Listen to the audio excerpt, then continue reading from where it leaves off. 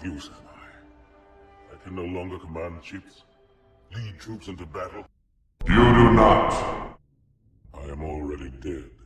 Yet you cannot join the All-Spark. It binds you to my anti-spark. Even on my knees, I do not belong in their presence. I now wish to finish what I began eons ago. What of the Council? Only to serve me.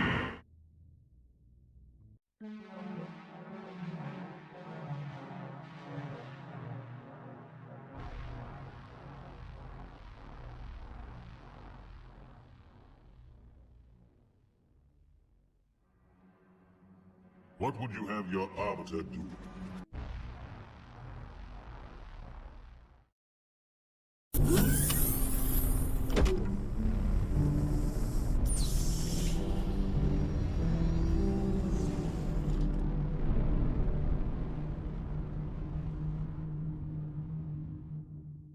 Welcome back. This is a Titan of the Obscured Cosmic Kingdom with another Megatronic Legacy writing episode. As we're getting close to having 2/3 of the saga done, we're taking a look at two characters that will have a connection. Arbiter and Unicron. This may seem like an out of left field take, but trust me when I make this clear that I intend to have both the Elites and Unicron be equivalent to us and God in some form. Think of the Elites as if they never took forbidden fruit like we did. It's really just the short answer to this episode. The long episode will go through the segments explaining their canonical origins, and then apply some to this series. The Sangheili were a saurian species of proud and intelligent beings, skilled warriors and tactical planners. They were named after the home world known as Sanghelios. Their combat has formed their own military might, which served as a backbone for the Covenant. Throughout the Elites' wars, they fought the humans for the Prophet's quest to activate the Halo rings, which they believed would lead them to the Great Journey, only for 343 Guilty Spark to reveal in the first game that the rings actually wipe out all sentient life. As the series continues, we see a Sangheili named Thel Vadam. To make his origin short, he was part of a family living in a powerful state of Vadam on Sanghelios, trained by the ways of Thel Vadam, who was promoted to be a shipmaster and proceeded on his tasks. It's pointed out that Thel's career was beginning to tank when he abandoned the Halo ring in the first game and was called before the High Council to answer for his failure to safeguard it. Thel Vadam was punished to be stripped of his rank and receive the Mark of Shame. The sentence was to hang him, but was postponed by the prophets to offer him a chance to become the Arbiter. While this would still be considered his punishment, indirect death, he would redeem himself by killing the heretics who reject the Great Journey. Halo 2 eventually leads to the Elites being betrayed by the Prophets and the Brutes when they realize that the Great Journey was a lie, and the Halo rings were built to destroy all sentient life. The Arbiter joins the humans and defeat their enemies in Halo 3, going about their own ways afterwards. Not much really needs to be said about Halo 3, as it's not even relevant to Halo 1 and 2, regarding to Arbiter anyway. An eternal arch-nemesis of his brother Primus, the Lord of Chaos. Unicron is dedicated to consuming planets, stars, and traces of existence. His massive body is empowered by destroying said creations. The Lord of Chaos will not be sated until he accomplishes his goal, bringing into an end to the boasting independence of all creation surrounding the Planet Eater. While there are various incarnations of the Chaosbringer, we'll focus particularly on both his Marvel comics and aligned continuities. The Marvel comics depict him and Primus as gods before the beginning of time itself.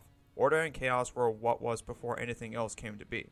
An extra-dimensional entity known as the One, responsible for the creation of Unicron, he eventually becomes a dark being. He subdivided the Chaosbringer and creates Primus as his light counterpart. They fought for years, and yet Unicron remains a powerful force which forces Primus to use his cunning to trick him into being sucked inside an asteroid, all the while sacrificing himself in the process. Unicron used the asteroid to form it into his planet mode, while Primus himself turns into Cybertron and gave life to the Transformers. In the aligned continuity, there were Primus and Unicron. Both fought each other for several eons, with no winner in the balance, until the former created the 13 Primes. It was their creation that vanquished the Chaosbringer and cast him out. As time went by, Unicron's slumbering stasis pulled in debris which formed Earth. In the episodes One Shall Fall and the 3-part One Shall Rise, Unicron was revealed to be Earth, and is awakened in the planetary alignment. Optimus Prime and his arch-nemesis join forces to bring down the giant god of chaos himself. However, in Predacons Rising, Unicron reawakens and uses Megatron to personally destroy Primus himself by consuming the Allspark. To make this summary short, Primus and Unicron have been on a battle which lasted for years. But why? Was there something between them that caused such a battle? Maybe Unicron had an ulterior motive? Well, they're both personalities with a single omnipotent being that conversed itself. Primus resembled beauty in life, whereas Unicron saw it as pointless, cruel, and deserving of an end. An optimist and a nihilist. Perhaps I may have something to offer when it comes to the concept of Primus and Unicron. In this take, both the beings are singular halves that reflect the god of the universe, but while this will have them be depicted as one god, there are striking differences. Primus resembles forgiveness, love, and compassion. Unicron is vengeance, wrath, and punishment. In biblical text, God is a loving entity, but also vengeful. You might say that his vengeance is driven by wrongdoings, such as someone attempting to slander and blackmail on a person undeserving of such action because of harmless name-calling or whatever. In my TGUL continuity, which is the Great Unicron Legacy, Primus is depicted and literally named as Jehovah. Yes, I named him that. Unicron is a separate entity himself, considered as the original evil and uncle to Lucifer. Unicron's faction is an independent regime which tends to join villainous forces throughout that series, up until in the middle of Gold Revelation where they allied with Heaven to muscle against Hell. After that, Unicron and Primus decide to end things for themselves to pass on while letting their successors take over as the new gods of the universe. That is until Crash decides to meddle with time and make things more convoluted. Back to Megatronic Legacy, Unicron and Primus originated from a singular life force named the Star of Relevos, which many of its aspects bring the birth of the universe. But as time went by, much more was made where it led to those too difficult that caused the force to split. Those opposite aspects are love, hate, vengeance, forgiveness, and resentment. Many more of them were too much for Relevos to maintain. It violently spat all the pieces which forms various planets, stars, and galaxies. Light and dark forces bring about Primus and Unicron. Heaven is a vast realm consisting of stars and planets. They both fought to gain control of it, but to no avail. It wasn't until Primus brought in his champion amongst the Primum Cybertron ranks, Megatronus Convoy. Originally named Luciferius Convoy, led an army of convoys to defeat Unicron. Since Unicron fell into slumber, he sleeps inside a colossal asteroid and has been producing a source of his own energy, Dark Energon. In response to Primus beginning the creation of the Cybertronians, humans, and several others to follow, he created his own equivalent to humans, the Sangheili. Unicron's angels would have been the dead-end drones which resemble grunts, Transformers animated blur-inspired beings which will be the jackals, and then the hunters being the biomechanical tanks of the arsenal. As time went on, Unicron's army grew and the asteroid became a planet. Discovering the Dark God himself, Unicron awakens in the Sangheili form at a larger height and mass than a regular elite, and rules the planet. He establishes his own Empyrean heaven as Primus has with his own on Cybertron. I plan on talking about Primus's part when I get to Cybertron and Y'all Hellrix in their own episode, so stay tuned for that. Thel Vadam would become the Arbiter in 1950, and every Sangheili who turns 50 or older will be chosen to become the Arbiter by Unicron and live to the rank until he or she dies.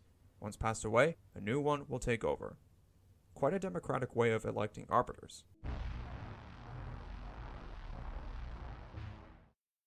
I discussed Buzz's role in this depiction. I won't reiterate the details about Unicron's involvement. Instead, we're going to discuss Unicron's motive and his involvement. Unicron had a proxy war with the Zergotronic Federation and seeks to muscle him if he does not get back his stolen Dark Energon rations from Missilika, which is the reason, by the way. It went what any socialist dictatorship would do if things don't go well. Whether Buzz is aligned with Unicron or Zerg is still to be determined, but at the end of the day, Unicron left several scars in the Zergotronic Federation, and was able to grab some of the Dark Energon as well as synthetic Energon rations for his own uses. This will only focus on the Elite's alliance with Nasty Nork and their involvement in the 1979 hostage crisis. In 1968, Nasty Nork and Thel Vadam make a deal. If Nasty wishes to take synthetic Energon, he would need to crystallize Migrandia and colonize it for Norkarchy. Fast forward to the 1970s, Nasty Nork and Arbiter form a pact with the Cyberlingque Initiative to safeguard the Godzilla egg. What they didn't realize is that B-Han intends on taking the egg for himself and has Sector to betray the Norks and Elites. Velvet fought to get the egg but loses it to the Arbiter. She then goes into the Unicronic fleet to retrieve it. Thel Vadam and his shipmaster discuss their plans of using Godzilla under Unicron's control. They intend to turn the King of the Monsters into a super weapon which can succeed Unicron himself. Absolute speed, power, and unspeakable destruction that exceeds Megatron's convoys. The segment ends with Velvet successfully retrieving the egg and returning to Mystica, prior to Miss Alika's betrayal, as I stated in my Velvet Crow episode. Without going too deep into this segment, I've been considering a possibility that following Conker's success in the Gulf War and with the takedown of Osama bin Laden, Unicron's fleet begins to investigate Earth. Thel Vadam believes that he and his troops will begin extracting all forms of energon for Unicron's plan to reset the universe. It's become so terrifying that, despite Conker and the recent world leaders' attempts to avert the dangerous effects, the heroes of America and Midgrandia join forces to take down the Dark God and his elites. This will come into play as the heroes confront omnipotent entities and Megatron's convoy in the Celestial Calamity and Megatronic showdown. They form two groups. One is to weaken the Arbiter's forces, another to confront Unicron himself. This way, they can eliminate the Unicronic Legion before proceeding to Cybertron and Yal Helrix. This will be different from the Great Unicron Legacy continuity, where both Heaven and Unicron strong-armed Hell, and then Primus and Unicron settle things to make new Heaven and Earth.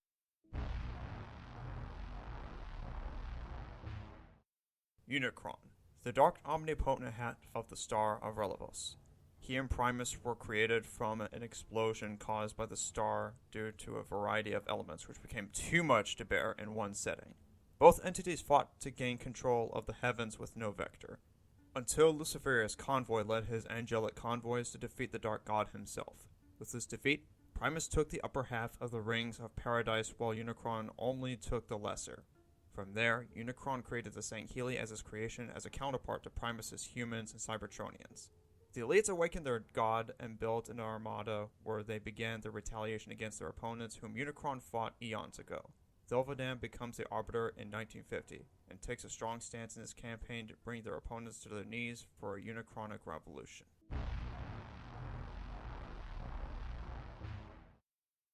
Now that the Halo aspect is brought into Megatronic Legacy, Arbiter and Unicron have their own take in this series.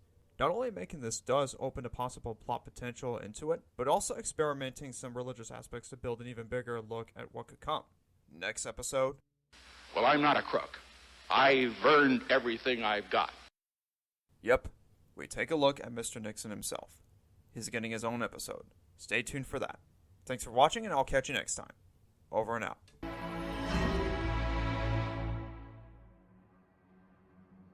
What would you have your Arbiter do?